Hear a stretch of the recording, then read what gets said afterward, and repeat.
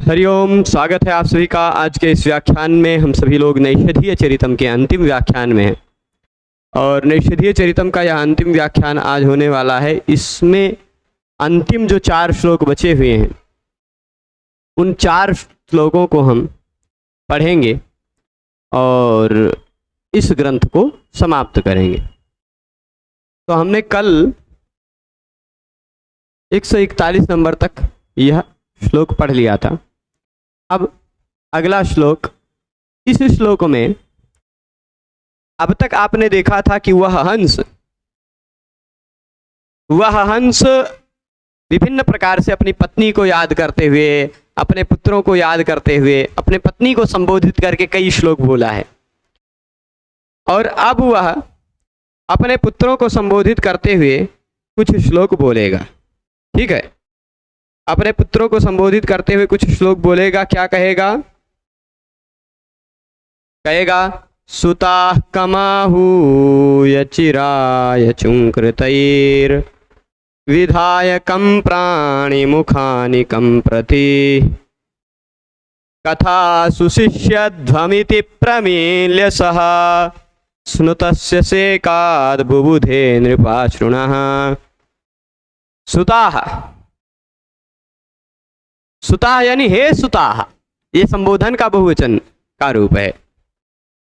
हे सुताः यानी हे पुत्र, हे पुत्रों। हंस अंडा देता है तो एक अंडा थोड़े ना देता है। अंडा कितने देता है? अंडा हंस नहीं, हंसनी अंडा देती है। तो वह जो हंसनी अंडा देती है तो एक बार में अनेक अंडे देती है। अब वह अनेक अंडे बच्चे के रूप में परिवर्तित होते हैं समय आने पर। उन्हीं बच्चों को संबोधित करते हुए यह कह रहा है सुताः। सुताः मतलब हे पुत्रों, हे पुत्रों। सुताः मतलब हे पुत्रों। चिराय, चिराय का मतलब होता है चिरकाल तक, लंबे समय तक। ठीक, चिरकाल तक यानी लंबे समय तक। कम आहूय, किसको बुलाओगे तुम सब? हे पुत्रों, तुम सब भला किसको बुलाओगे? ठीक है, बहुत सरल श्लोक हैं और आज के जो 4 श्लोक हैं, चारों श्लोक बहुत सरल हैं, सीधे सीधे शब्दावली से समझ जाएंगे आसानी से। हे पुत्रों, दीर्घ काल तक भला किसको तुम सब बुलाओगे? कमा हुई है, किसको बुलाओगे? अच्छा, कैसे बुलाओगे? चुई चुई करके बुलाते हैं ना, चुंग करतई है, चुंग करतई है। चुंग करतई मतलब चुंग चुंग करके भला किसको बुलाओगे? ठीक है। अथवा आगे क्या करें? कम प्राणी मुखानी। कम प्राणी मुखानी, आपने पक्षियों को देखा है? पक्षियों के बच्चों को, पक्षियों के बच्चे जब घोंसले में होते हैं और उन बच्चों के माता पिता या जो कोई भी आते हैं कुछ आहार लेकर, उनके माता पिता कुछ आहार इत्यादि लेकर आते हैं तो वो क्या करते हैं? वो मुंह में डालते हैं। पर उनके मुंह में डालने से पहले यदि पक्षियों का मुंह देखो, छोटे छोटे पक्षियों का जो खुलता हुआ मुंह, वह कांपते हुआ रहता है। कम प्राणी मुखानी। कम प्राणी मतलब तो चोंच खुली हुई, लेकिन चोंच कांपती रहती है, खुली हुई चोंच भी कांपती रहती है। ठीक है, तो कम प्राणी मुखानी, कांपते हुए मुख। ठीक, यहां देखिएगा कम प्राणी लिखा होगा, कहाँ गया? हाँ, कम प्राणी मतलब चंचलानी, चंचल होते हैं उनके मुंह, थोड़े चंचल होते हैं, ऐसे कांपते रहते हैं, है ना। तो कम प्राणी मुखानी कम प्रति विधाय, किसके प्रति तुम करोगे? अपने कांपते हुए मुख खोल करके किसके प्रति तुम सब करोगे? हे पुत्रों। अपने पुत्रों से वह हंस बोल रहा है। कौन सा हंस? जो राजा नल के हाथ रूपी पिंजरे में बंद है। राजा नल ने अपने हाथ में पकड़ लिया है जिस हंस को, वह हंस नल पहले अपनी पत्नी को याद करके अपनी पत्नी से कह रहा है कि हे प्रिय, तुम जब मुझे मरा हुआ सुनोगी तो तुम्हारी क्या दशा होगी, है ना। और तुम भी जब मेरी दशा को देखकर, मेरा मरना हुआ समाचार सुन के तुम भी मर जाओगे तो तुम्हारे बच्चों का क्या होगा? निश्चित ही वो भी मर जाएंगे। ऐसा कहा था इससे पहले तक। अब अपने पुत्रों के प्रति कह रहा है। अंतिम वचन है इसका, हंस का। हंस अंतिम वचन में हे सुताः, हे पुत्रों, किसको बुलाओगे? दीर्घ काल तक भला किसको बुलाओगे? चुई चुई करके, चुंकृतई है। है ना, चुंकृत ही कम आहूय, और कम प्राणी मुखानि कम प्रतिविधाय, कम प्राणी मुखानी यानी कांपते हुए चंचल मुख भला किसके प्रति तुम करोगे। माता पिता आते हैं पक्षियों के तो वह मुंह खोल देते हैं, ऐसे कांपता हुआ मुंह रहता है उनका, बहुत थोड़ा सा ढीला रहता है, इसलिए तो कम प्राणी मुखानी कम प्रतिविधाय, है ना, कथासु शिष्यध्वम, किसके प्रति कांपते हुए मुंह का विधान करते करते तुम कथाओं में ही शेष बचोगे। कथासु शिष्यध्वम मतलब हे पुत्रों तुम सब भी नहीं बचोगे, तुम सब भी केवल कथाओं में ही बचोगे। कथाओं में मतलब कहानियों में बचना का मतलब क्या होता है, जो व्यक्ति मर गया, समाप्त हो गया, वह व्यक्ति केवल बचेगा भी अगर तो कथाओं में ही बचेगा। लोग कहेंगे कि यहाँ हंस, यहाँ है हंस का घोंसला था, उसमें 3-4 बच्चे थे, वो सब मर गए, है ना, यही कहेंगे। तो लोगों की इन्हीं कथाओं में, लोगों की इन्हीं कहानियों में ही शिष्यध्वम शेष बचोगे तुम सब, है ना। इति ऐसा सोचते हुए प्रमील्य मूर्छित सा हो गया वह हंस, रोते रोते वह हंस मूर्छित हो गया उनके गोद में। सह सह हंस प्रमील्य, प्रमील्य का मतलब होता है, यहाँ देखिएगा कुछ लिखा होगा, लिखा है प्रमील्य मतलब मूर्छा प्राप्य, है ना, मूर्छित हो गया। इतना बोलते बोलते, अभी तक अपनी पत्नी के विषय में बोल रहा था, अभी तक अपने भाग्य के बारे में बोल रहा था, अभी तक ब्रह्मा जी को बोल रहा था कि ब्रह्मा जी तुमने कैसे मेरे ललाट पर इतनी खतरनाक लिपि लिख डाली कि एक व्यक्ति के हाथ से पकड़ के मार डाले जाओगे। हे राजा तुमको धिक्कार है, तुम मेरे कुछ सोने के पंखों के लोभ से तुम मुझे पकड़ रहे हो। राजा को धिक्कार रहा था और तमाम कुछ बातें कह रहा था। अब वही जब अपने पुत्रों को याद करता है, कहता है कि तुम सब भी केवल कहानियों में ही शेष बचोगे। इतना सोचते सोचते वह प्रमील्य मूर्छित हो जाता है, और मूर्छित होकर वह नृपाश्रुणः सेकात, राजा उसकी सारी बातों को सुन रहा है। राजा वह अपनी पत्नी से क्या कहा, हंस ये भी बोल रहा है, सुन रहा है। वह अपने उन मरराने वाले पक्षियों से क्या कह रहा है, के प्रति क्या कह रहा है, वह भी सुन रहा है। वह अपने दुर्भाग्य पर विधाता से क्या कह रहा है, वो भी राजा सुन रहा है। फिर अपने पुत्रों के विषय में क्या कह रहा है, वो भी राजा सुन रहा है। तो राजा की आंखों से आंसू टपक गए उस हंस की दुर्दशा को देखते हुए कि हम खाली हथों में पकड़ क्या लिए, इसकी दशा क्या हो गई। तो नृपाश्रुणः सेकात, राजा की आंसुओं के से सेक हुआ, राजा की आंसू उस पर टपकी, और फिर उस सेकात स्नुतस्य, वह स्नुत हो गया। स्नुत हो गया का मतलब क्या है, स्नुतस्य अश्रुणा सेकात स्नुतस्य सेचनात् क्या हो गया, गलितस्य, थोड़ा सा स्नान जैसा हो गया उसका, ठीक। थोड़ा राजा के आंसुओं से टपका आंसू, तो उससे थोड़ा सा वह गीला होकर बुबुधे जग गया, ठीक। स्नुतस्य बुबुधे, स्नुत अच्छा राजा द्रवित हो गया, स्नुतस्य,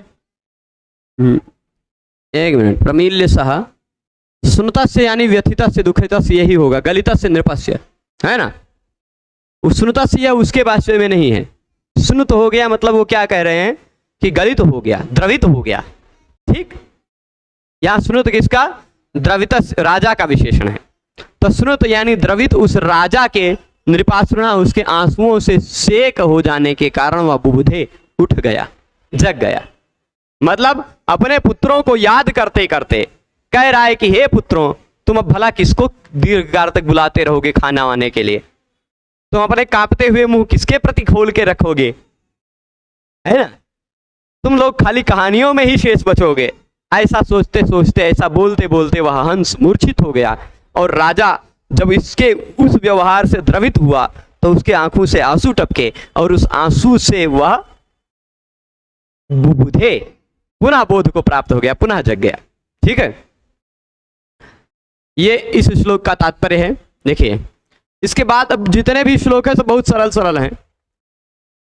बच्चों देर तक चू चू करके किसको बुलाकर तुम चूंगा मांगोगे, और किसकी ओर मुंह हिला हिला करके घोंसलों के बीच में दौड़ोगे, ठीक, कथा मात्र शेष हो जाओगे। इस तरह कहता हुआ वह हंस मूर्छित होकर राजा नल के गिरे हुए आंसुओं के सिंचन से होश में आया। उबधे यानी होश में आ गया। चलिए ठीक है। इस श्लोक में कवि ने करुण रस का बड़ा हृदय दावक चित्र खींचा, हृदय द्रावक चित्र। हंस की इस करुणोक्ति से राजा नल कोई भी आंसू बहाए बिना नहीं रह जा सका। वह भी रोने लगा। शोक के कारण गला रुंध जाने से हंस पूरे वाक्य बोल ही नहीं सका, वाक्य पूरा नहीं हुआ है। सुता कमाहूय विधायकम प्राणि मुखानिकम प्रति कथा सुशिष्यध्वम, पूरा नहीं हुआ वाक्य, खाली इतना विधाय आहूय ये लेबंत प्रयोग है, लेकिन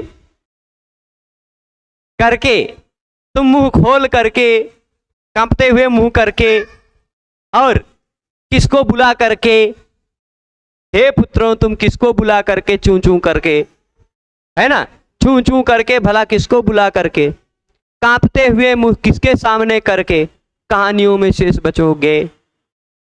ऐसा कहते ही मूर्छित हो गया। मतलब वाक्य पूरा नहीं हो पाया है ना, समझ गए। हाँ, संस्कृत में ऐसे ही है। हाँ, पहले वैसे संस्कृत में ही बोल रहा होगा वो, हो सकता है पहले के समय में बोलते ही थे सतयुग में। तो इस तरह से पूरा वाक्य बोल ही नहीं सका। वैसे तो पूरे पदों को ना कहने से न्यून पदत्व दोष हो सकता था, किंतु यहाँ न्यून पदत्व करुण रस को और भी पुष्ट कर रहा है ना। कुछ कुछ शब्द छूट गया है भाई। विधाय आहूय के बाद कुछ दूसरा क्रिया प्रयोग करना चाहिए था भाई। अपना कांपते हुए मुंह करके क्या करोगे भाई? किसी को बुलाओगे या कांपते हुए किसके मुंह के प्रति आशा करोगे? ऐसा कोई बात नहीं कही गई, वाक्य अधूरा सा रह गया। इसलिए न्यून पदत्व दोष है, पर वह न्यून पदत्व दोष भी यहाँ करुण रस को बढ़ा रहा है कि वो कहते कहते मूर्छित हो गया, तो वाक्य अधूरा रह गया। सीधी बात है, स्वाभाविक बात है ना। इसलिए दोष के स्थान में उल्टा वह गुण बन गया है। यथावत वस्तु का चित्रण होते हुए हम यहाँ स्वभावोक्ति कहेंगे, शब्दालंकार में वृत्त्यनुप्रास है।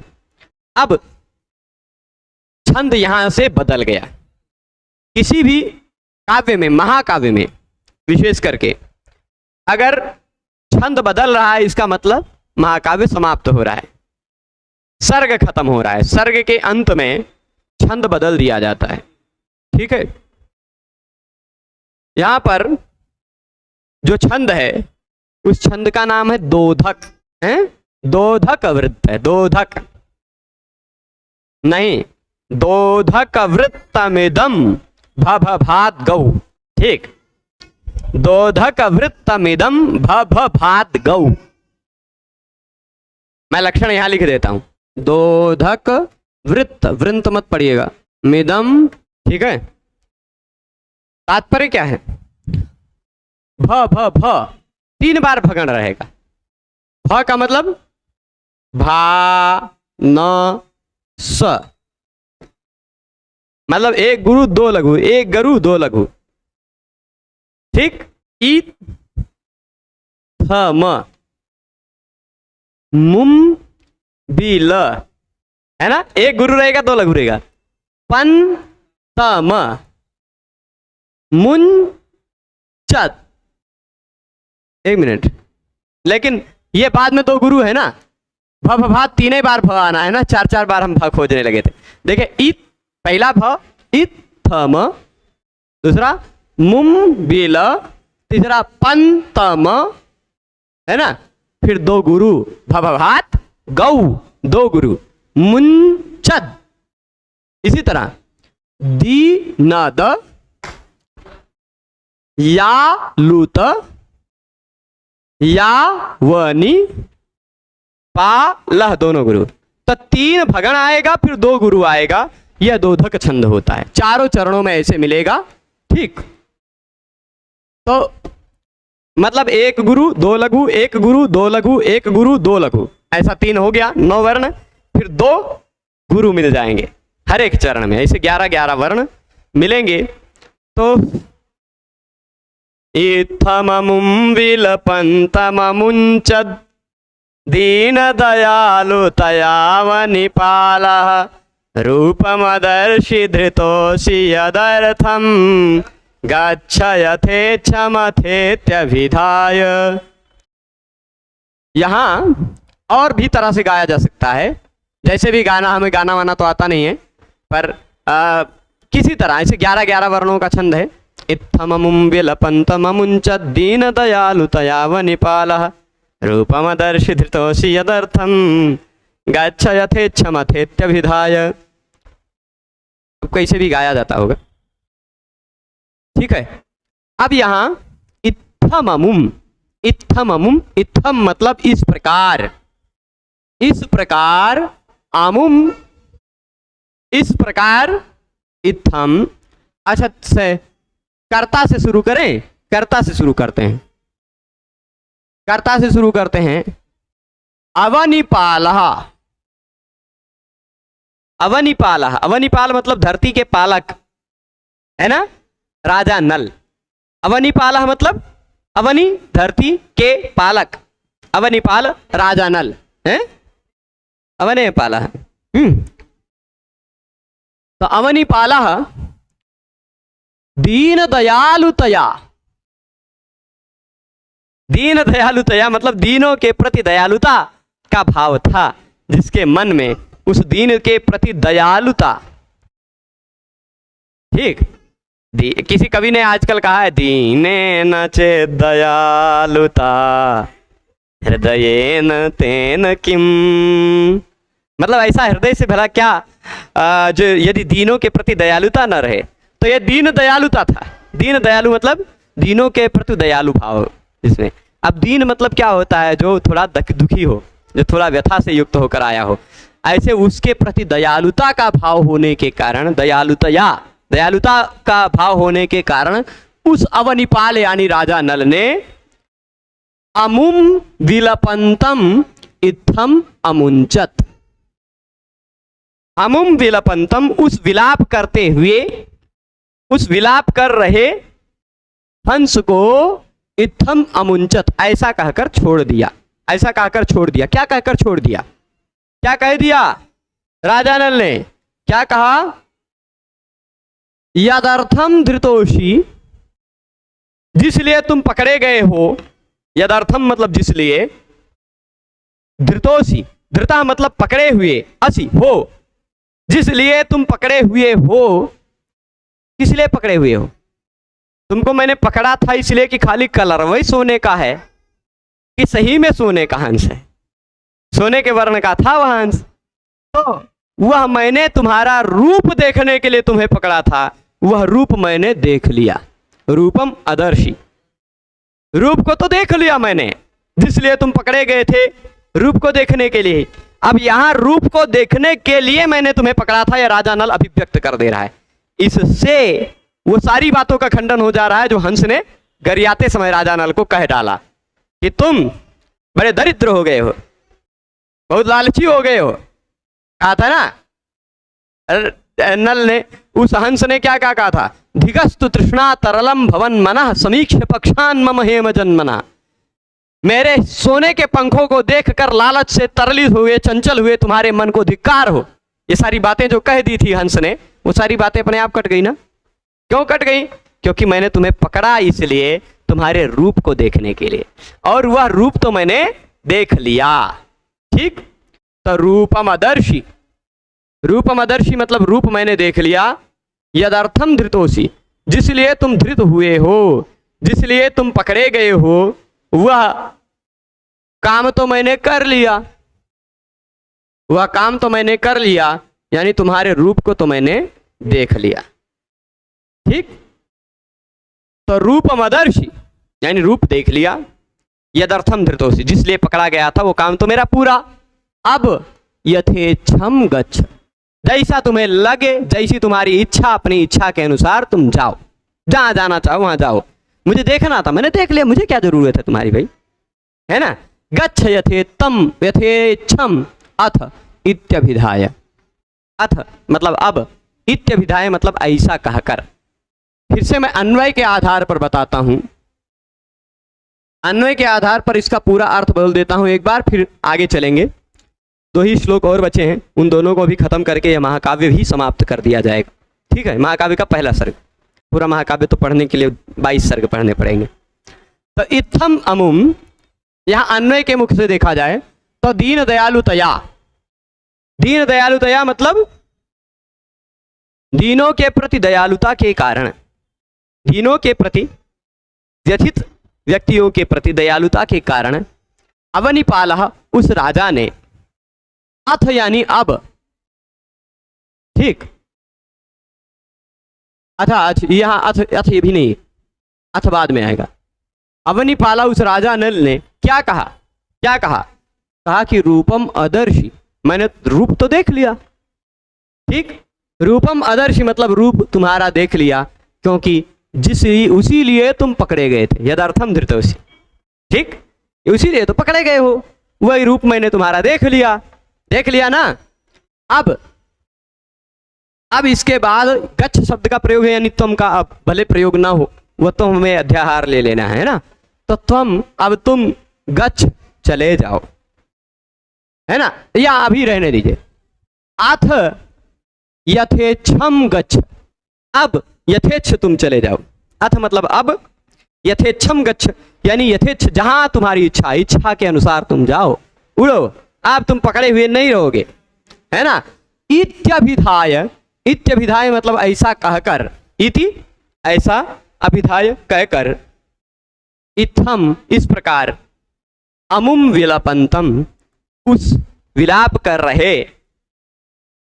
हंस को अमुंचत, अमुंचत यानी राजा ने छोड़ दिया, राजा ने छोड़ दिया क्या कहकर कि मैंने तुम्हारा रूप तो देख लिया, जिसलिए तुम पकड़े गए थे वो काम तो हो गया, अब तुम जाओ, जहां जाना हो जाओ, यथेच्छम गच्छ, ठीक, दोधक वृत्त हो गया।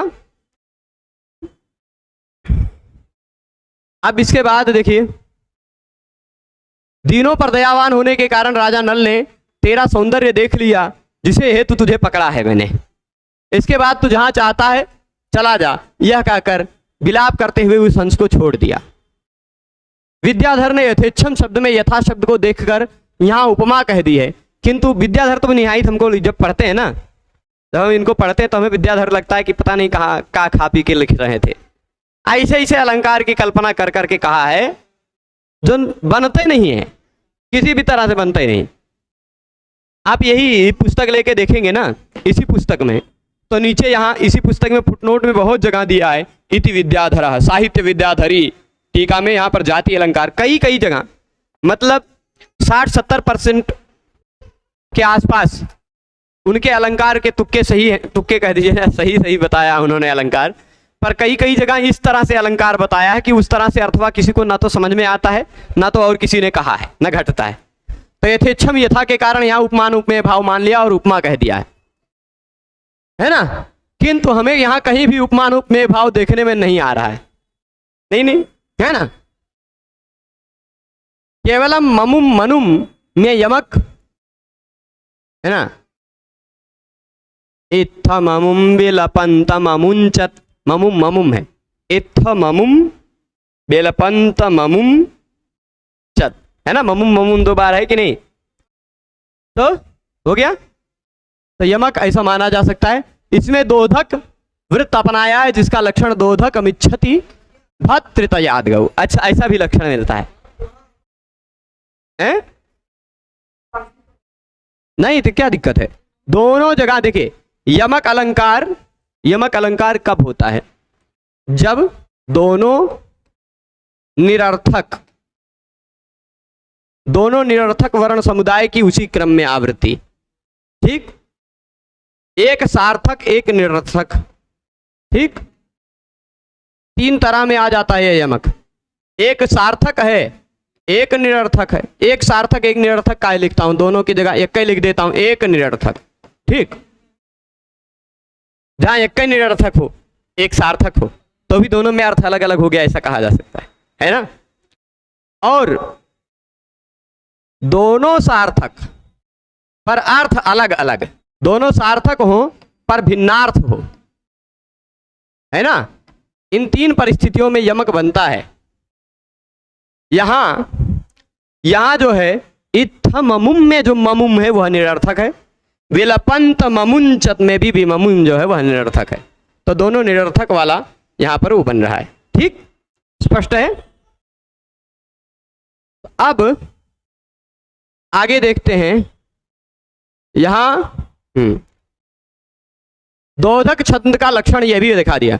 दोधकम इच्छति, यही दोधक चाहते। भतृतयात, भतृतयात मतलब 3 भ होने चाहिए, फिर उसके बाद गौ द्विगुरु होने चाहिए। 3 भगण या भवभात गौ कहे या भतृतयात गौ का है ना। भवभात गौ की जगह ये वाला ज्यादा सही लगता है, क्योंकि भ भ भ 3 समान है, स्वरूपाणाम एक शेष एक विभक्तों के अनुसार एक शेष ही हो जाना चाहिए था, है ना। तो अब इसके बाद अंतिम श्लोक देखते हैं।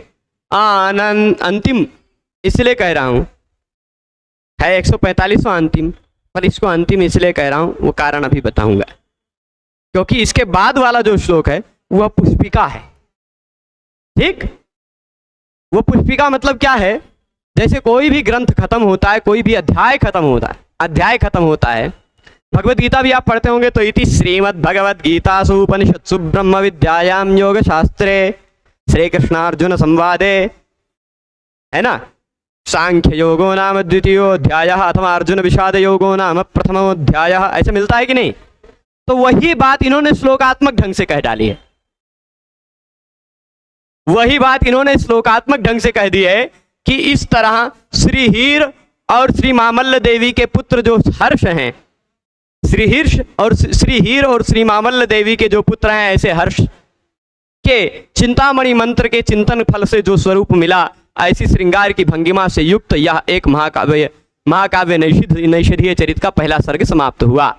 ऐसा कहा गया है, श्लोकात्मक ढंग से कहा गया है। तो यानी उसको हम अंतिम थोड़े ना मांगे, वो तो खत्म की सूचना करने वाला है। अंतिम श्लोक यह है, ठीक। और इस शब्द की शुरुआत कर रहे हैं, आनंदजाश्रुभिरनिश्रयमाण मार्गान् प्राक्षोक निर्गमित नेत्रपयः प्रवाहान् चक्रे सचक्र निभचंक्रमणाच्छलेन नीराजनां जनयतां निज बांधवानां। यहाँ वसंत तिल का छंद है, उक्ता वसंत तिलका तभजा जगौगा आनंदजाश्रुभिरनिश्रयमाण मार्गान्, है ना। तो आनंदजाश्रुभिरनिश्रयमाण मार्गान् प्राक्षोक निर्गमित नेत्रपयः प्रवाहान् चक्रे सचक्र निभचंक्रमण क्रमेण नीराजनां जनयतां निज बांधवानां। अच्छा, एक विशेषता है, एक दृष्टि से देखा जाए तो यह अंतिम पद्य है, एक दृष्टि से देखा जाए तो यह अंतिम नहीं है, है ना। एक दृष्टि से देखने पर यह अंतिम है और एक दृष्टि से देखने पर यह अंतिम नहीं है, ठीक। मतलब क्योंकि अभी श्री हर्षम कविराज राज मुकुटालंकार हीरस्तुतम, मैं आपको बता दूं, ये जो श्लोक है, श्री हर्षम कविराज राज मुकुटालंकार हीरस्तुतम श्री हीर सुष्वे जितेन्द्रिय चयम मामल्ल देवी चयम, 22वें सर्ग में अंतिम श्लोक की 2 लाइन यही सेम टू सेम है, ठीक। अंतिम श्लोक की 2 लाइन शुरुआती 2 लाइन एकदम सेम यही का यही, बाकी 2 लाइन बदला है। इसमें कहा गया सर्गो यमादिर्गतः, फिर द्वैतीयिकतया तार्तीयिकतया तुर्यः सर्गः, ऐसा सब शब्द बदलता रहता। चतुर्था सर्गः का समाप्ता, तृतीयः सर्गः समाप्ता, है ना। ऐसे शब्दों को बदला है इन्होंने, पर 2 लाइन सेम टू सेम है। तो यानी यदि हम उसको अंतिम लाइन मानते हैं, ग्रंथ की अध्याय की सर्ग की समाप्ति की सूचना मानते हैं, तो यही अंतिम श्लोक मान लीजिए। यानी एक दृष्टि से देखा जाए तो अंतिम श्लोक सभी 22 सर्गों में, नैषधीय चरितम के सभी 22 सर्गों में अंतिम श्लोक शार्दूल विक्रीडित छंद में है, और उसमें शुरुआती 2 लाइन 22 सर्गों में सेम है। श्री हर्षम कविराज राज मुकुटालंकार हीरस्तुतम श्री हीर शुष्वे जितेन्द्रिय चयम मामल्ल देवी चयम, ठीक। इतना सेम टू सेम है, मैंने अभी पलट के देखा है। और जो उससे जस्ट पहले वाला श्लोक है सभी सर्गों में, 22 सर्गों में, यानी वो तो ग्रंथ की अध्याय की सर्ग की समाप्ति की सूचना है, ग्रंथ नहीं, सर्ग की समाप्ति का सूचक वह वाक्य है। उस वाक्य से पहले का जो अंतिम वाक्य है, मतलब सेकंड लास्ट देखा जाए, उसको भी अंतिम ही माना जा सकता है, माना ही जा सकता है कथा वस्तु के आधार पर। तो कथा वस्तु के अंतिम वाक्य में लगभग हर एक सर्गों में इन्होंने इस शब्द का जरूर प्रयोग किया है। कौन से सर्ग का? इस शब्द का जरूर प्रयोग किया है। अंतिम वाक्य में ये आनंद से ही समाप्त किए हैं, आनंद लेकर आए हैं अंतिम वाक्य में सभी सर्गों में। जैसे मैं कुछ उदाहरण के लिए यहां टैग लगा कर लाया हूं, कुछ सर्गों के अंतिम श्लोक सुना देता हूं, आनंद शब्द को सुनने का प्रयास कीजिएगा। मतलब श्री हर्षम कविराज राजी मुक्ता वाले को छोड़कर जो उससे पहले वाला सभी सर्गों का सेकंड लास्ट श्लोक, मतलब अंतिम कहा जा सकता है पर सेकंड लास्ट ही मानिए, सभी में। जैसे दूसरे सर्ग में 110 श्लोक हैं, तो 109 नंबर श्लोक में अनुभवति सचित्थम साघृताची मुखाभिर न सह सहचरीभिर्नंदनानंदमुच्चैः। यहाँ आनंद आ गया ना। इति मतिरुदयासीत् प्रेक्षिणः प्रेक्ष्य भैमीं विपिन भुवि सखीभिः सार्धमाबद्ध केलिम। तीसरे सर्ग के सेकंड लास्ट श्लोक में सुनेंगे तो कथितमपि नरेन्द्रः संशयामास हंसं किमिति किमिति पृच्छन् भाषितं सा प्रियायाः अधिगतमथ सान्द्रानन्दमाध्वीकमत्तः स्वयमपि शतकृत्वः तत्तथान्वाच चक्षे। आनंद यहाँ भी आ गया ना तीसरे लाइन में, सांद्रानंदमध्वीकमत्तः, है ना। तो हर एक, और चौथे सर्ग में भी आनंद है। एवं यद्वदता नृपेण तनया नापृच्छि लज्जास्पदं यन्मोह स्मर भूर कल्कि वपुष पाण्डुत्वसतापादिभिः यच्चासी कपटादवादि सदृशी स्यात् तत्र या सांत्वना तन्मत्पालिजनो मनोमतिमतनोदानंदमंदाक्षयोः। आनंदमंदाक्षयोः, यहाँ भी आनंद शब्द है। 5 सर्ग तक मैंने टैग लगा रखा है, तो देखा मैंने सब में 5 सर्ग तक मैंने टैग लगा रखा है, तो 5 तक का मैं कुछ शुरुआत सुना दे रहा हूं। पांचवा सर्ग है ये। 5वें सर्ग के अंतिम से पहले वाले श्लोक में इत्याकर्ण्य क्षितीशस त्रिदश परिषदस्ता गिरिश्चाष्टुगर्भा वैदर्भी कामुकोऽपि प्रसभ विनिहतं दौत्यभारं बभार अंगीकारं गतेऽस्मिन्नमर परिविरह संभृतानंदमूचे। संभृतानंदमूचे, यहाँ भी आनंद आ गया ना। भूयादंतर्धि सिद्धेरनुविहित भवच्चित्तता यत्र तत्र। ठीक है, तो आनंद शब्द का इन्होंने प्रायः अंतिम श्लोक में प्रयोग किया है। अंतिम कह रहा हूं, उसका कारण मैंने बता दिया है। ठीक है, तो आनंदज यानी आनंद के कारण उत्पन्न होने वाले अश्रु भी, आंसुओं से, आनंद के कारण उत्पन्न होने वाले आंसुओं से अनुश्रियमाण, अनुश्रियमाण, ये अनुस्त्रिय नहीं है, अनुश्रियमाण, ये स है छोटा सा, अनुसरण कर रहे मार्गों को। अच्छा, क्या है ये? पक्षी जाति का वर्णन कर रहे, जाति अलंकार है कि अगर कोई पक्षी कैद में हो, पिंजरे में हो, उसको छोड़ दिया जाए और वह उड़ेगा, तो उसके खानदान के लोग, उसके पड़ोस के लोग, आसपास के लोग, जो रिश्तेदार लोग होंगे या उसकी जाति के जो लोग होंगे पक्षियों के, वो सब घेर घेर के चाँव चाँव पूछेंगे उससे अपनी भाषा में कि का भैया का हाल रहा, वो पिंजरों में कैसन लागत रहा, ऐसे पूछेंगे ना उससे, उसका हाल चाल पूछेंगे, तो वो अनुसरण करेंगे।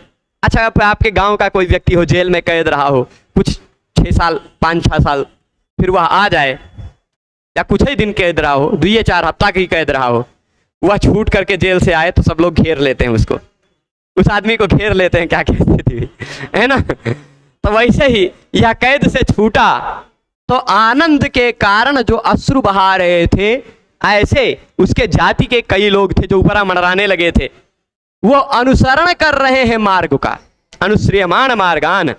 ठीक, तो आगे क्या कह रहे हैं? प्राक शोक, पहले के समय में उनको शोक था, जब हंस पकड़ लिया गया है तो पहले के समय में उनको सबको शोक होगा कि नहीं?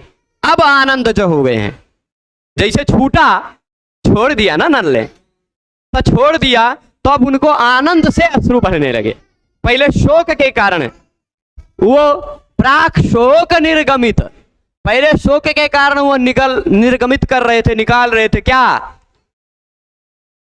या मेव पयः प्रया, निर्गमित मेव नहीं है, मुझे याद है निर्गमित नेत्र अथवा निर्गलित नेत्र पयः प्रवाहान, है ना?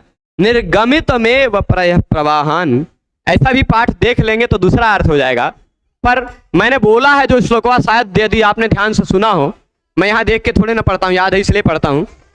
तो मैंने जो बोला है श्लोक गाते समय, आनंद जाश्रुभिरनिश्रयमाण मार्गान प्राक्षोक निर्गमित नेत्र पयः प्रवाहान, है ना? तो नेत्र पयः, नेत्र पयः किसको कहते हैं? नेत्र पयः कहते हैं, हाँ देखिए नारायणी व्याख्या में नेत्र पयः प्रवाहान ही है, यहाँ निर्गमित में नयः प्रवाहान जो है उसके जगह दूसरा, दोनों अर्थ मैं बता दूंगा। इसके अनुसार क्या अर्थ होगा? पहले के शोक के कारण उन्होंने पयः प्रवाहान यानी उस जल के प्रवाह से युक्त जो सरोवर था उससे निर्गमित हो चुके थे, ठीक? पर वो थोड़ा सा ज्यादा अच्छा नहीं लग रहा है, ये गड़बड़ी किया है। तो प्राक शोक, पहले के कारण, शोक के कारण जो निर्गमित कर रहे थे क्या? नेत्र पयः, आंसुओं, आंखों के जल के प्रवाह को जो निर्गमित कर रहे थे। पहले शोक था तो शोक के कारण आंखों के जल का प्रवाह जो निकाल रहे थे, ठीक? पहले प्राक शोक, पहले के समय में शोक था कि नहीं? जब पकड़ लिया गया उनके खानदान का कोनो हंस, सुंदर हंस, तो रोएंगे ही। तो प्राक शोक, पहले के समय के शोक के कारण निर्गमित निकाल रहे थे नेत्र पयः प्रवाहन, नेत्र के जल के प्रवाह को जो निकाल रहे थे। अब वही लोग कैसे हो गए? अब वही लोग आनंदज अश्रु से युक्त हो गए। आनंदज अश्रु से यानी आनंद से परिपूर्ण आंसुओं से युक्त होकर मार्ग का अनुसरण कर रहे हैं, मार्ग का अनुसरण करने लगे हैं। वो हथवा से छूटते ही उड़ा तो ये सब लोग भी घेर के उड़े उसके पिछवा, ये मतलब है अनुसरण कर रहे हैं। और आनंद से भरी हुई खुशी के मारे फूले नहीं समा रहे हैं, आंसू टपका रहे हैं वो, ठीक? और अनुश्रियमाण मार्गान। अच्छा, सा चक्रे, वह करने लगा, क्या करने लगा? हाँ, अनुसरण मार्ग करने वाले मार्ग वाला कर डाला, ठीक? आनंद से भरे हुए आंसू, आनंद के कारण निकलने वाले आंसुओं से युक्त होकर अनुसरण कर, मार्ग का अनुसरण करने वाला कर डाला। और जो पहले के समय में शोक से आंसू निकाल रहे थे, ऐसे लोगों को आनंद से युक्त आंसू वाला निकालने वाला तथा अनुसरण करने वाला कर डाला। किसने? उसने, उस हंस ने, ठीक? अथवा उस राजा नल ने कर डाला, ठीक है? उस राजा नल ने कर डाला। किनको? जो नेत्र पयः प्रवाहन कर रहे थे, आंसू बहा रहे थे शोक के कारण, उनको आनंद के कारण आंसू बहाने वाला कर डाला, ठीक? समझ रहे हैं? पूर्व में जो शोक के कारण निर्गमित नेत्र पयः प्रवाह थे, शोक के कारण आंसू टपका रहे थे, ऐसे लोगों को अब आनंद से उत्पन्न होने वाले आंसुओं को टपकाने वाला कर डाला उसने यानी हंस ने या राजा नल ने, ठीक? क्या कर डाला? और अथवा चक्रनिभ चंक्रमण छलेन, अब वह जैसे उछला, जैसे उड़ा, अच्छा, चक्रनिभ चंक्रमण छलेन, हाँ देखिए मंडरा रहे थे कि नहीं? सारे पक्षी जो उसके खानदान के थे, जो खानदान के थे वो कैसे थे? निज बांधवानाम यानी उसके बांधव थे कि नहीं? सारे जो हंस धरती छोड़ के उड़ गए थे और आकाश में ही मंडरा रहे थे उसको देखते हुए, है ना? जो मंडरा रहे थे वो निज बांधवानाम। अच्छा, वो बांधव कैसे थे? निज बांधव नीराजनाम जनयताम, आरती कर रहे थे। वो सारे बांधव आरती कर रहे थे इसकी या राजा नल की। काहे आरती कर रहे थे? काहे नीराजना कर रहे थे? वो नीराजना कर रहे थे, यहाँ अपहनुति है। वास्तविकता में तो ये था कि जब राजा नल ने हंस को पकड़ लिया तो वो लोग उड़ गए और ऊपर मंडरा रहे हैं। एक जगह स्थिर स्थिर तो उड़ेगा नहीं पक्षी, वो मंडराएगा और मंडराएगा, सीधे दूर तक तो जाएगा नहीं, वहीं रहेगा, यानी वही गोलाई में घूमता रहेगा। तो चक्रनिभ यानी चक्र के समान, चक्रनिभ यानी चक्र के समान चंक्रमण, चंक्रमण में क्रमुपाद विक्षेपे धातु है, उस क्रम धातु से यंग प्रत्यय लगेगा, यंग, ठीक। तो चंक्रम्य बन जाएगा, चंक्रम्य, नुगतोनुनासिकांत से नुक का आगम होकर यह चंक्रम्य बन जाएगा, ठीक। तो चंक्रम और यंग, यंगोचिचा से यंग का लुक हो जाएगा और फिर इसके बाद यंगंत से भाव अर्थ में लुट प्रत्यय लगेगा तो चंक्रमण बन जाएगा, ठीक, चंक्रमण।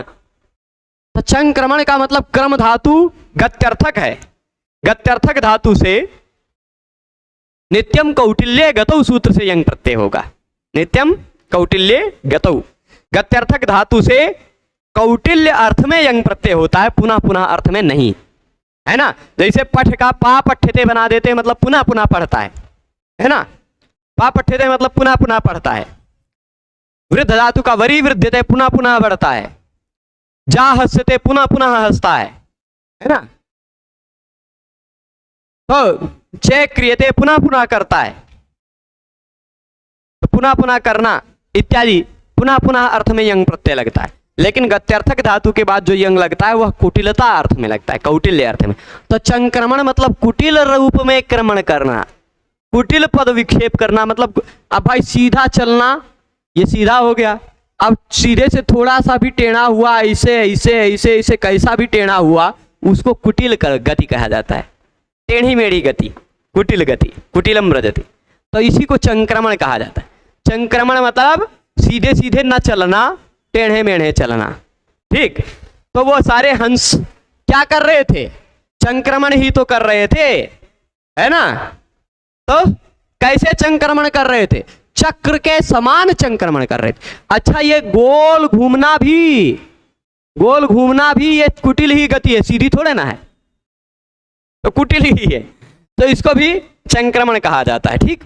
चक्र के समान चंक्रमण के बहाने, चंक्रमण के छल से, चंक्रमण के बहाने, यानी वो चंक्रमण थोड़े ना कर रहे थे, चक्र के समान वो चंक्रमण थोड़े ना कर रहे थे, वो चंक्रमण के बहाने वो नीराजनाम जनयताम आरती कर रहे थे। वो तो क्या कर रहे थे, चंक्रमण नहीं कर रहे थे, वो आरती करते तो इसे इसे घुमाया जाता है ना, ऐसे ऐसे, तो वो भी चक्र के समान घूम घूम करके आरती कर रहे थे, ठीक। तो वो चाहे जैसे वो ऊपर आते तो ऊपर से आरती कर रहे थे। तो चक्रनिभ चंक्रमण छलेन, चक्र के समान चंक्रमण के बहाने वो नीराजनाम जनयताम आरती कर रहे अपने बांधवों को, अपने बांधवों को, वह अपने बांधवों को क्या कर डाला, अपने बांधवों का नेत्रपय प्रवाह जो उनका चल रहा था पहले शोक से युक्त, उसको आनंद से युक्त कर डाला, ठीक। अपने बांधवों के नेत्र के जल के प्रवाह को जो शोक से थे उनको आनंद से युक्त कर डाला, ठीक, आनंदज अश्रु कर डाला। ये बात इस श्लोक में कही गई, यहां देख लीजिए। उस हंस ने चक्र की तरह बार बार घूमते रहने के बहाने उसकी आरती करते हुए अपने भाई बंधुओं के नेत्रों के जिस मार्ग से पहले शोक के आंसू बह रहे थे उसी से अब आनंद के आंसुओं के प्रवाह बहवाए, ठीक है। क्या लिखा, नेत्र, हाँ हाँ, चले, जबरदस्ती लगाया है, नीराजना कॉपी पेस्ट किया है, नकल कर करके लिखा है, हिंदी का अर्थ कहीं से लिख दिया है और संस्कृत व्याख्या कहीं से लिख दी है और श्लोकवा कहीं से लिख दिया है ना, सब में समन्वय नहीं, कई जगह ऐसा दिखा है इसमें। नीराजना यहाँ न्यास ग्रंथो युच है, नी राज निच युच टाप, निर राज युच नहीं, निर राज निच युच टाप, इतना लगकर बनेगा नीराजना, आरती अर्थ में लिखता है। नि राज निच लुट से बनाएंगे अगर तो नीराजनी बन जाएगा, क्योंकि लिट टित है, उसको स्त्रीलिंग में ले जाएंगे टिड्ढाणे से गीप हो जाएगा तो नीराजनी बन जाएगा, है ना। इसलिए ल्युट नहीं, युच प्रत्यय करना पड़ेगा। ण्यास श्रंथो युच, इस सूत्र से युच करेंगे तो युच, ण्यास श्रंथो युच, णिजंत आस श्रांत इन सभी धातुओं से युच प्रत्यय होता है। तो णिजंत ले जाएंगे, नी राज ल्युट गड़बड़ लिखा है हमारे विचार से, यहाँ नी राज ल्युट से बना है, इसलिए माघ ने क्षमापनीति नीराजयन्नेव प्रयोग किया है, पर यहाँ नीराजना शब्द की व्युत्पत्ति ये गलत लिख रहे हैं। ल्युट से करेंगे तो गड़बड़ हो जाएगा, ठीक है, ल्युट से नहीं होगा, नीराजनी हो जाएगा, चलेगा। अंत में आन आन सब में है, प्रानंदजा श्रुभिर निश्रेयमाण मार्गान प्राक्षोक निर्भयमित नेत्र प्रवाहान, आन आन के मिलने के कारण अंत्यानुप्रास है, और वृत्तिनुप्रास तो है ही, वसंत तिल का लक्षण है, जिसका वसंत तिल का छंद है, जिसका उक्ता वसंत तिल का तभजा जगुगा तगण भगण जगण जगण गुरु गुरु, ठीक है। 14 वर्ण प्रत्येक चरण में होते हैं, ये वसंत तिल का छंद है, इसके लक्षण को आप खोज करके पढ़ सकते हैं, मैंने पढ़ाया हुआ यूट्यूब पर। अब अंतिम श्लोक देख लेते हैं, या पुष्पिका कहा जाए तो देख लेते हैं। श्रीहर्षं कविराज राजि मुकुटालंकार हीरः सुतं, श्रीहीरः सुषुवे जितेन्द्रिय चयं मामल्लदेवी चयं, तच्चिंतामणिमंत्र चिंतन फले श्रृंगार भंग्या महा, काव्ये चारुणि नैषधीय चरिते सर्गोयमादिर्गतः। देख लेते हैं श्रीहर्षम, श्रीहर्ष को, ठीक। अब श्रीहर्ष को यम से ले लीजिए, यम श्रीहर्षम, जिस श्रीहर्ष को, यम श्रीहर्षम मतलब जिस श्रीहर्ष को। वैसे श्रीहर्ष और बहुत सारे हो चुके होंगे, पर यह सभी श्रीहर्ष की बात नहीं चल रही है, यह उस श्रीहर्ष की बात चल रही है। यम श्रीहर्षम, जिस श्रीहर्ष को कविराज, वो खुद कविराज नहीं था, अपने आप को कविराज नहीं कह रहा है, वो कह रहा है कविराजों की पंक्ति, कविराजों की कई पंक्ति होगी एक साथ ऐसे लाइन लगती होगी कविराजों की, तो उन कविराजों की राजी यानी पंक्ति के मुकुट के अलंकार में जो हीरा लगा हुआ है, कविराज की पंक्ति का अलंकार भूत जो मुकुट है, उस मुकुट में अलंकार के रूप में चिपकाया हुआ जो जड़ा हुआ हीरा है, ऐसे श्री हीरा। इनके पिताजी का नाम क्या था? श्री हीरा। श्री हीरा मतलब श्री हीर। अच्छा, इससे पहले मैंने बताया था ना कि इससे पहले अंतिम श्लोक में आनंद आनंद सभी अंतों में इस काव्यों में मिल रहा है, सभी सर्गों में, इसलिए इस काव्य को, नैषधीय चरितम को क्या कहा जाता है? आनंदांक काव्य भी कहा जाता है, आनंदांक महाकाव्य, क्योंकि हर एक सर्ग के अंतिम वाक्य में आनंद अंकित है, ठीक, आनंदांक। किरातार्जुनीयम को हम लक्ष्म्यंक महाकाव्य कहते हैं, क्योंकि हर एक सर्ग के अंतिम श्लोक में उन्होंने लक्ष्मी शब्द का प्रयोग किया है, ठीक। दिनकृतमेव लक्ष्मी स्ताम समभ्येतु भूयः, लक्ष्मी शब्द का प्रयोग है।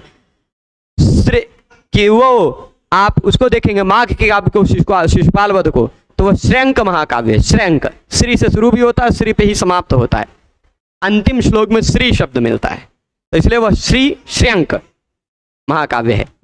ज्यादातर लोग काव्यों में अंतिम श्लोक में एक चिन्ह लगा देते हैं। मैं नल चंपू पढ़ रहा था, तो नल चंपू में हर चरण सरोज शब्द हर एक सर्ग, हर एक उच्छ्वास में है, 8 उच्छ्वास में, हर चरण सरोज द्वंद्व मुद्रांक मौलेर मदन मद निवासा वासरा प्रावृषेण्या। तो इसे एक एक अपनी अपनी पहचान, तो आनंदांक है यह काव्य, महाकाव्य है। तो कह रहे हैं, ध्यान दीजिएगा,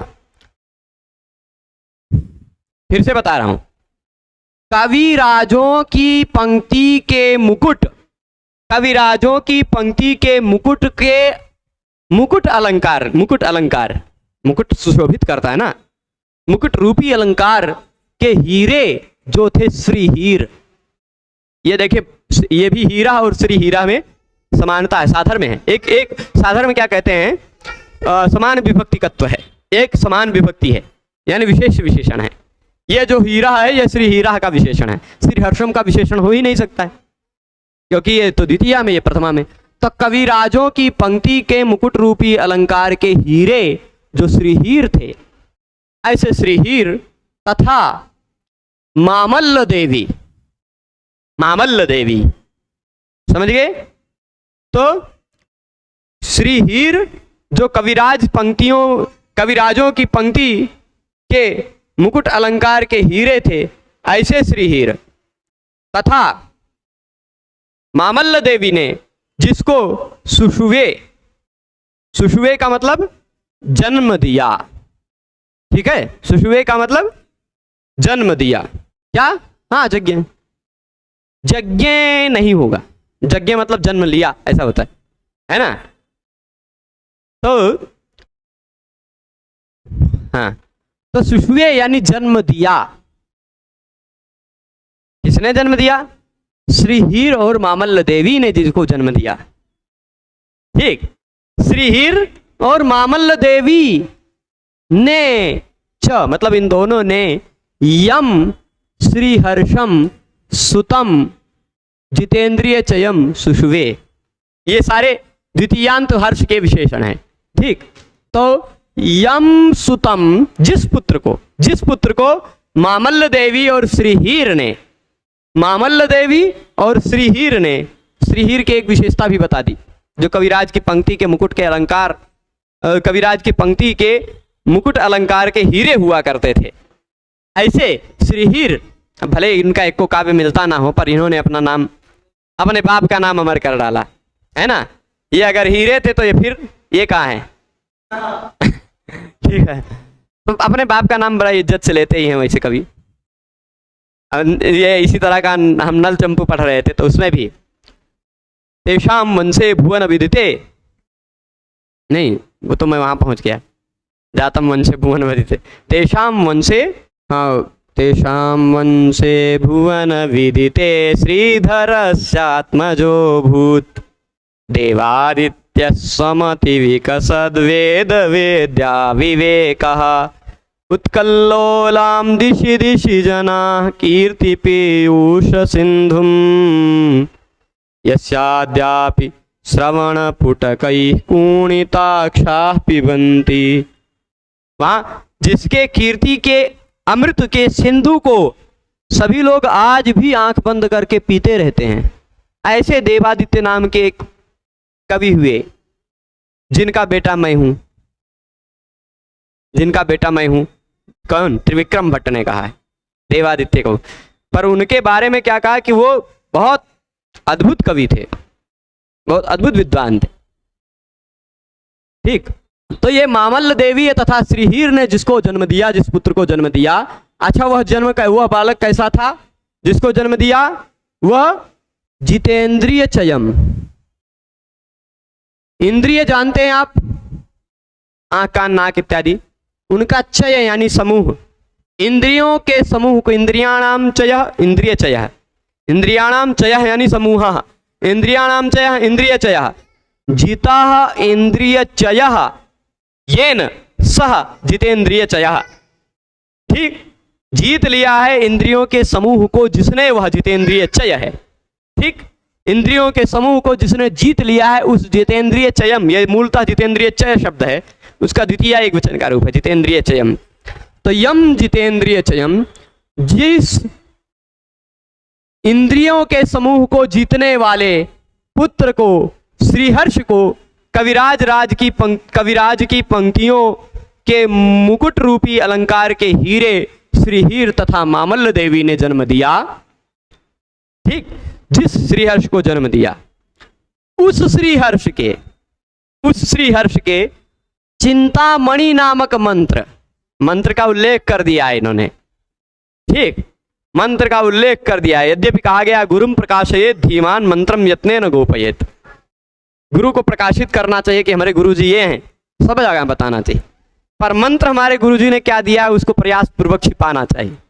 पर हो सकता है कोनो मंत्र रहा हो जिस मंत्र को चिंतामणि शब्द से कह दिया हो, संभव है, ये चिंतामणि नामक मंत्र कहा जा सकता है, पर कौन सा है वो मंत्र वो तो प्रकाशित नहीं किया। चिंतामणि इसलिए कहा गया कि जो चिंतन करो वो दे देने वाली मंत्र है, चिंतन कर देने पर जो भी चिंतन करें वह चिंतित वस्तु चिंतामणि चिंतितमेव दत्ते। चिंतामणि जो है वह चिंतित वस्तु को दे देती, जो भी सोचते हैं हम वो हमें प्रकट करके दे देती है। तो इसीलिए चिंतामणि स्वरूप जो मंत्र है या चिंतामणि नामक जो मंत्र है, उस मंत्र का चिंतन करने के कारण, मंत्र का मनन करने के कारण, उस मंत्र का चिंतन करते रहते थे, जप करते रहते थे ये श्रीहर्ष। उन्हीं के द्वारा मंत्र का, चिंतामणि नामक मंत्र का चिंतन किया गया। उसके फलस्वरूप श्रृंगार की भंगिमा से युक्त एक महाकाव्य, चारु महाकाव्य, सुंदर रमणीय, चारु मतलब सुचारु, रमणीय, एक महाकाव्य है जिसका नाम नैषधीय चरित है। उस नैषधीय चरित नामक महाकाव्य का अयम यह आदि ही सर्ग, पहला सर्ग गतः खत्म हो गया। उस महाकाव्य का यह पहला सर्ग समाप्त हुआ। ठीक है, मतलब ये समाप्ति करने का वाक्य है, ये पुष्पिका वाक्य है। तो कह रहे हैं, फिर से मैं इस श्लोक का अर्थ बता देता हूं, फिर उसके बाद समाप्त करूंगा। इस महाकाव्य की सीरीज एक समाप्त होगी और फिर इसके बाद आप लोग जानते हैं आगे हम लोग क्या पढ़ेंगे। तो यम श्रीहर्षम, जिस श्रीहर्ष को, ठीक, जिस श्रीहर्ष को, किस, कैसे श्रीहर्ष, श्रीहर्ष के विशेषण और बता रहे, पुत्र श्रीहर्ष, जिस पुत्र श्रीहर्ष को, ठीक, जिस पुत्र श्रीहर्ष को कवि क्या कह रहे हैं, जिसने इंद्रियों के समूह को जीत लिया है, ऐसे पुत्र श्रीहर्ष को कविराजों की पंक्ति के मुकुट अलंकार के हीरे श्रीहीर तथा मामल्ल देवी ने, च मतलब और मामल्ल देवी ने जन्म दिया। ऐसे उस श्रीहर्ष के द्वारा चिंतामणि मंत्र का चिंतन किया गया, उसके फलस्वरूप श्रृंगार रस की भंगिमा से युक्त एक महाकाव्य प्रकट हुआ, चारु महाकाव्य प्रकट हुआ। नैषधीय चरित नामक महाकाव्य एक उत्पन्न हुआ। उस नैषधीय नामक चरित नामक महाकाव्य का सर्गो यमादिर्गतः, यह पहला सर्ग समाप्त हुआ। मैंने अभी आपको 5 सर्ग के अंतिम उपांतिम श्लोक सुनाए थे। उपांतिम मतलब अंतिम से पहले वाला श्लोक सुनाया था 5 सर्गों का। यह पहले सर्ग का देख ही रहे हैं आप सामने। मैं आपको दूसरे सर्ग का भी अंतिम श्लोक सुनाऊंगा, आप देखिएगा, उसमें भी समानता, पहली 2 लाइन सेम रहेगी, सेम। जैसे श्रीहर्षम कविराज राज मुकुटालंकार हीरः सुतम श्रीहीरः सुषुवे जितेन्द्रिय चयम मामल्ल देवी चयम द्वैतीयिकतया, द्वैतीयिकतया मतलब दूसरा, द्वैतीयिकतया मितोयमगमत् तस्य प्रबंधे महाकाव्ये चारुणि नैषधीय चरिते सर्गो निसर्गोज्ज्वलः। द्वैतीयिकतया स्वर्ग निसर्गोज्ज्वलः गतः अगमत, गतः नहीं, यहाँ अगमत कहा है दूसरे सर्ग में। ठीक है, इसके बाद, अच्छा ये तो खत्म ही हो गया, ये तो गड़बड़ हो गया, चलिए कोई बात नहीं। तीसरा सर्ग आप देखेंगे, तीसरा सर्ग जहाँ खत्म हुआ है वहाँ भी दूसरी लाइन सेम है। श्रीहर्षम कविराज राज मुकुटालंकार हीरा सुतम श्री हीरा सुषुवे जितेन्द्रिय चयम महिम मामल्ल देवी चयम तार्तीयिकतया, तार्तीयिकतया तृतीय है ना, तार्तीयिकतया मितोयमगमत् तस्य प्रबंधे महाकाव्ये चारुणि नैषधीय चरिते सर्गो निसर्गोज्ज्वलः। ठीक, और इसी तरह चौथा सर्ग पढ़ेंगे तो चौथे सर्ग में भी अंतिम में यही श्रीहर्षम कविराज राज मुकुटालंकार हीरा सुतम श्री हीरा सुषुवे जितेन्द्रिय चयम मामल्ल देवी चयम। फिर तुर्यः स्थैर्य, तुर्यः मतलब चतुर्थः, तुर्यः स्थैर्य विचारण प्रकरण भ्रातर्ययम तन्महा काव्येत्र व्यगलन नलस्य चरिते सर्गो निसर्गोज्ज्वलः। 2 लाइन बदली है पर 2 लाइन सेम है। यहाँ भी देखिए 5वां सर्ग, श्रीहर्षम कविराज राज मुकुटालंकार हीरा सुतम श्री हीरा शिशुए जितेन्द्रिय चयम मामल्ल देवी चयम तस्य श्री विजय प्रसिद्धि रचना तातस्य नव्ये महाकाव्ये चारुणि नैषधीय चरिते सर्गो गमत् पंचमः, सर्गो गमत् पंचमः। तो मतलब 5वां सर्ग खत्म हुआ, चौथा सर्ग खत्म हुआ, तीसरा सर्ग खत्म हुआ, आदि सर्ग समाप्त था, ये वाला वाक्य है। सभी सर्गों में ऐसा अंतिम वाक्य इन्होंने उल्लिखित किया है। तो इसको अंतिम न मानते हुए इसको हम समाप्ति का वाक्य सूचक मानते हैं, इति श्रीमद् भगवद गीता सु उपनिषत्सु वाला वाक्य मानते हैं, और इससे पहले वाला अंतिम वाक्य मानते हैं, अंतिम श्लोक। तो इस तरह से नैषधीय चरितम का यह एक पाठ्यक्रम समाप्त हुआ। पहला सर्ग हमने शब्दशः पढ़ा है। आशा करता हूँ ये श्रृंखला आप सबको बहुत अच्छी लगी होगी। आज के इस व्याख्यान को यहीं रोकते हैं। हम लोग पुनः कल मिलेंगे किसी नए व्याख्यान के साथ। तब तक के लिए नमो नमः।